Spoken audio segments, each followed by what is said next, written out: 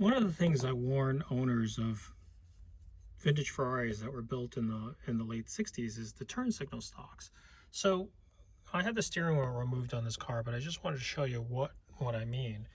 The turn signal and the stalks are held in by this plastic base that is really delicate. And what ends up happening is, you know, the front one is the turn signal. The second one behind it is the light control. And what ends up happening is you could see from this how short the steel arm is that inserts into this plastic holder, and it's, you know, it's all glued in together, or at least it was molded together, but it makes it extremely weak. And as the plastic ages, it gets hard and brittled and snaps off very easily. So what I always tell people is be very careful about how, you know, when you turn the turn signal, how much force you apply.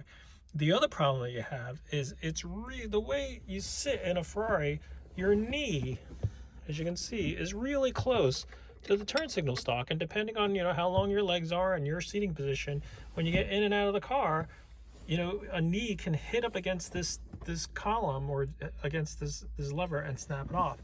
So what are the solutions? The solution is to take unfortunately, you have to take this whole steering column out, or steering cover off. You got to take the steering wheel off, obviously. You got to take this cap off. We got to get a steering wheel puller or a hub puller and get inside here, and I can show you what it looks like inside. With the hub removed, you can see how the little lever inside here moves the contacts. It's actually quite a lot of force placed on that tiny little place where the steel arm goes in. So taking it apart is not so simple as just replacing the lever. I mean, you've got to take the little C clip out, you've got to take the electronics out of it, or the blade switches and everything. So it's a little bit more involved. Once the Woodruff key is removed, the steering column slides right out, and I can go ahead and box that up and send it out to the specialist to have him fix it and reinforce the turn signal stalk and all the other ones to keep it from happening again. Thanks. So the 330 GTS turn signal is back from repair. Nice brand new turn signal stalks, all reinforced and molded back into place. Chrome arms that were re-chromed, all looking nice and new and reinstalled. So let's put this back in the car. So I got the turn signal stalk assembly installed and plugged in, so it's ready to go. I can turn on the ignition. Let's see if there's enough.